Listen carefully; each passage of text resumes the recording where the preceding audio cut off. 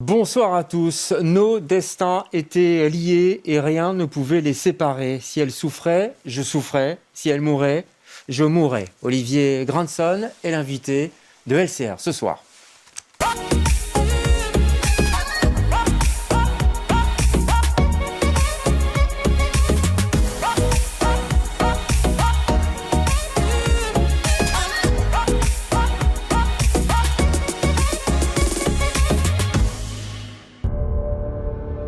C'est un drame psychologique familial, une soirée de réveillon de Noël, une jeune femme en apparence assez calme, qui est quand même là pour homicide, donc c'est pas rien, va se retrouver en garde à vue. Son avocat va l'interroger sur les faits et surtout lui demander « mais est-ce que vous avez des circonstances atténuantes à tout ça ?»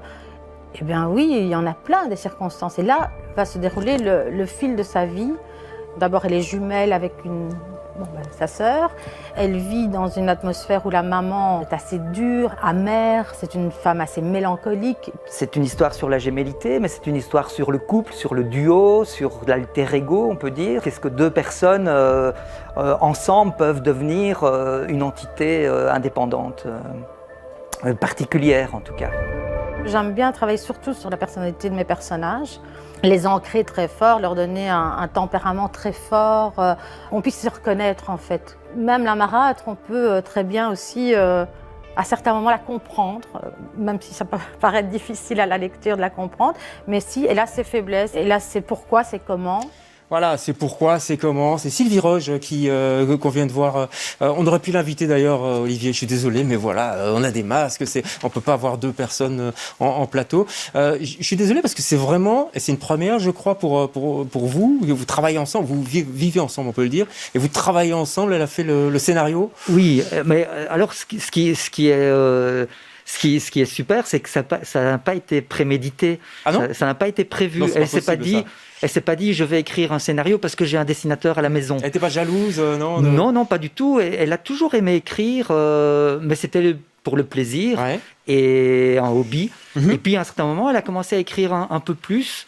Un synopsis que j'ai lu, que je trouvais très chouette, et je lui ai dit, si tu le présentes à un dessinateur, donc je pensais même pas que moi j'allais le dessiner, ou si tu le présentes à un éditeur, il faut que tu fasses le découpage. Et une fois qu'elle a fait le découpage, je lui ai dit, je vais dessiner les premières pages, comme ça tu vois un peu le rapport texte-image. Vous avez déjà une petite idée derrière la tête, hein, non ? Mais pas vraiment, c'est ça qui est fou, c'est que je pensais vraiment pas, et puis je me suis laissé prendre au jeu, et j'ai plus arrêté, je me suis dit, c'est quand même... Et j'étais quand même impressionné par la force de ces personnages, et en les mettant en scène, en les dessinant, je me suis dit, ça tient vraiment bien la route, et alors voilà, c'est parti comme ça. Ah ben c'est pas mal, hein, parce que vous avez quand même bossé avec des gens comme Dufaux, Van Damme, oui. Alors le précédent c'était avec Van Damme, donc pour elle c'était impressionnant, mais il n'y a pas eu de plan pour travailler ensemble. C'est vraiment une complicité qui s'est installée malgré nous, quoi. Incroyable histoire, on va en parler, hein, elle a fait Assassine. Ceci dit, le dessinateur, il s'approprie toujours un tout petit peu quand même l'histoire, ne fût-ce que par son trait, par soit le choix du crayon, de l'aquarelle, etc. Oui, pour moi, c'est très important quand je reçois un scénario de vraiment me réapproprier les personnages pour les jouer, pour les vivre. Et alors, en faisant le découpage, très vite, les premiers croquis, Sylvie me dit... Mais c'est incroyable, c'est comme ça que je la voyais, mais tu es dans ma tête. Bon, c'est vrai qu'on se connaît depuis longtemps, donc ça aide un peu, ça a aidé. Mais c'est vrai que la façon de dessiner les personnages, c'est aussi une manière d'apporter un plus au scénario, de donner les émotions que le scénariste veut faire passer. Vous avez fait le choix du crayon de couleur, beaucoup. Alors, c'est vrai que j'ai toujours travaillé avec un ancrage sur un crayonné, puis c'est des étapes successives qui étouffent un peu le dessin. Et donc l'envie, et Sylvie me poussait justement pour épurer le plus possible. Et donc c'est un crayonné, puis je pensais faire un lavis au départ très simple. Et j'ai mis au point tout doucement une technique qui est celle de travailler un lavis, une couleur très sobre sur le crayonné. Et puis, pour redonner un contraste et pour redonner un peu de matière, de revenir avec du crayon de couleur et avec de l'acrylique. Et donc, il y a vraiment ce travail de superposition. Et alors, pas beaucoup de couleurs vives, mais quand il y en a, ça a son sens. Notamment l'anorak rouge, vous comprendrez quand vous lirez cette histoire. Hein, c'est vrai. Et là, de nouveau, Sylvie, dès le départ, elle dit « Ouais, j'aimerais bien que tu travailles, parce que j'avais fait des croquis dans ce sens-là, en sépia, et puis avec une tache de rouge, parce que le rouge a un sens. Parce que le rouge est quand même narratif dans l'histoire.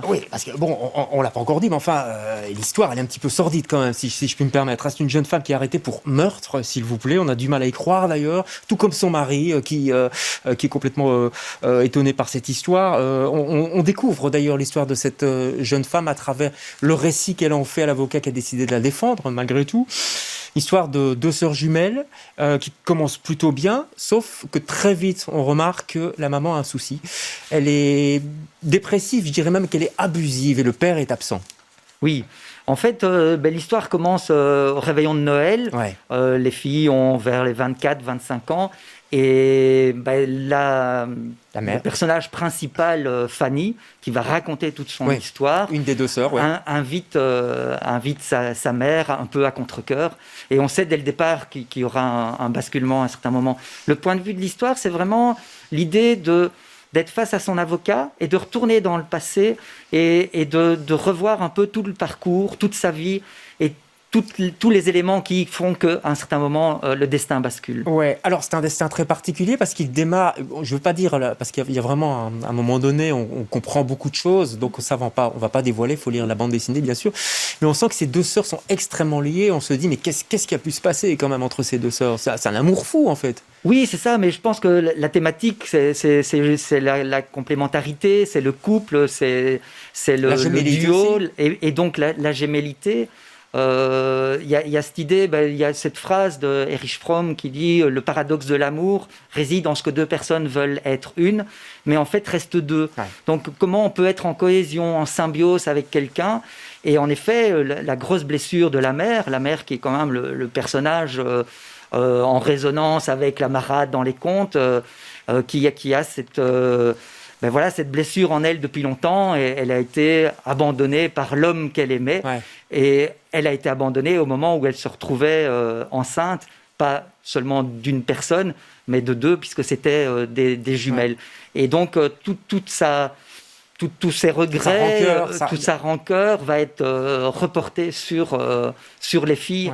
Et c'est ce dévoilement qui se fait petit à petit, parce que la mère, elle est humaine, elle est dure, mais on pourrait la comprendre. On peut la comprendre, c'est ça qui est subtil aussi, c'est pas manichéen, quoi. C'est pas juste la méchante pour être méchante. Et on la comprend notamment à travers le personnage de son frère, qui amène comme ça des clés de temps en temps de compréhension aux petites filles qui grandissent, puisque c'est le tonton. C'est un peu la lumière d'ailleurs, le frère est là dans cette histoire. Heureusement qu'ils sont là. Oui.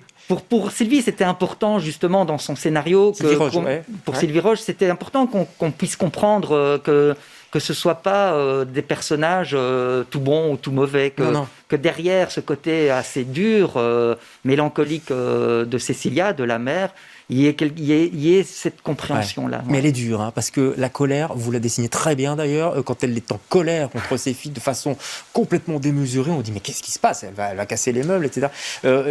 C'est dur dans le texte, c'est dur dans le dessin aussi. Alors, dans le dessin, j'essaie d'être juste. Ça c'est la recherche évidemment de tout dessinateur dans un récit narratif, mais en même temps, j'y ai mis un peu de douceur. Il y a cette opposition comme ça, où on peut voir de loin le dessin avec une certaine douceur. J'aime bien ce paradoxe-là. Et en même temps, quand on est arrivé au scène plus crucial, il faut voir comment on peut montrer les choses, mais sans être de façon frontale. Essayer de suggérer pour que le lecteur puisse ressentir aussi ses émotions et se faire une idée aussi de la scène, et comment il peut l'interpréter. C'est exactement comme ça que ça fonctionne. Ça s'appelle La Fée Assassine, c'est au Lombard. Vous êtes fidèle au Lombard d'ailleurs, de manière générale. Tout à fait. Ça a été le confinement, parce que je vous ai vu poster là une espèce d'agenda. Vous avez créé un petit personnage de plongeur. Alors, on va voir quelques images d'ailleurs. C'était particulier le confinement, parce que d'abord j'étais sur la fin de La Fée Assassine, et donc on a beaucoup travaillé ensemble. Déjà on est tout le temps ensemble, donc on travaillait de matin au soir. Et en même temps, il se fait que pour pour le début de l'année 2020, j'ai commencé à faire un dessin chaque jour dans un agenda. Ouais, c'est très joli, d'ailleurs. Par hasard, sans savoir qu'à un certain moment, cet agenda allait jouer un rôle. Et à partir du moment où le confinement a commencé, que les rendez-vous et que les agendas étaient vides, le dessin que je postais tous les jours sur Facebook a pris une ampleur. Et j'ai tenu le coup tous les jours jusque le 31 décembre 2020 à dessiner ce personnage qui a évolué, qui était parfois en résonance avec ce qu'on vivait, parfois sous forme poétique, parfois un peu philosophique. On va le revoir d'ailleurs, parce qu'il est assez... il me fait un peu penser d'ailleurs à la Fassassine dans le trait aussi. Puis il y a ce bonnet rouge qui est là tout le temps. Mais c'est par hasard. Le bonnet rouge, on ne s'en est pas rendu compte parce qu'au départ, la couverture, c'était les deux jumelles sur la couverture et pas du tout cette séquence de la piscine. Ouais. Donc il y a des choses comme ça qui nous échappent, qui sont... Bah, vous avez un truc avec les bonnets de bain quand même, non? Mais pas spécialement, pas spécialement, non. Non, c'est vraiment très particulier. C'est le rouge en tout cas, oui. Ça, et vous pourriez en faire un album de l'agenda là ou Alors, j'en ferai un. Je ne sais pas encore sous quelle forme, avec quel éditeur. En tout cas, ce ne sera pas au Lombard, mais je le ferai quand on sortira du confinement. Après le 5e confinement, quoi. Oh non, j'espère à la fin de l'année en tout cas. Je rigole. Oui, vaut mieux rire quand même. Hein. Oui, mais vraiment, oui. Mais j'ai eu beaucoup de retours sur ce personnage. Oui, c'est pour ça que je le dis, ça a bien fonctionné. Mais les gens ont besoin d'évasion plus que jamais. Exactement. On va conclure avec un coup de cœur. Vous m'avez parlé de l'accident de chasse. Évidemment, la BD, c'est le Fauve d'Or d'Angoulême, c'est la BD dont tout le monde parle. Oui, c'est vrai que en plus, c'est un album qui sort du lot. C'est un album assez impressionnant. Je ne vais pas raconter l'histoire, c'est une histoire qui est basée sur un fait divers aux États-Unis en tout cas, avec pas mal de rebondissements. Moi, ce que j'ai vraiment bien aimé, c'est un premier album, ce sont des jeunes auteurs, et c'est cette façon de construire l'histoire qui est très particulière, en utilisant vraiment les codes de la bande dessinée, la façon dont ils ont géré le rapport texte-image, les bulles dans les pages, avec un travail en hachure qui est assez répétitif comme ça, qui est très très beau. C'est parfois des moments assez denses. Il y a des textes qui prennent toute la page, que j'ai parfois passé pour revenir par après. Beaucoup de citations, beaucoup de résonance avec des œuvres passées. Très, très bel album. À conseiller donc, mais moi je vous conseille celui-ci, La Fée Assassine, ça sort vendredi, je crois. Oui, tout à fait, c'est le départ maintenant, vendredi. Je le conseille aussi. Vous le conseillez? Tiens. Je le conseille aussi. Il y a des citations d'ailleurs, il y a Apollinaire, j'ai remarqué là-dedans, je dirais pas où, quand, etc.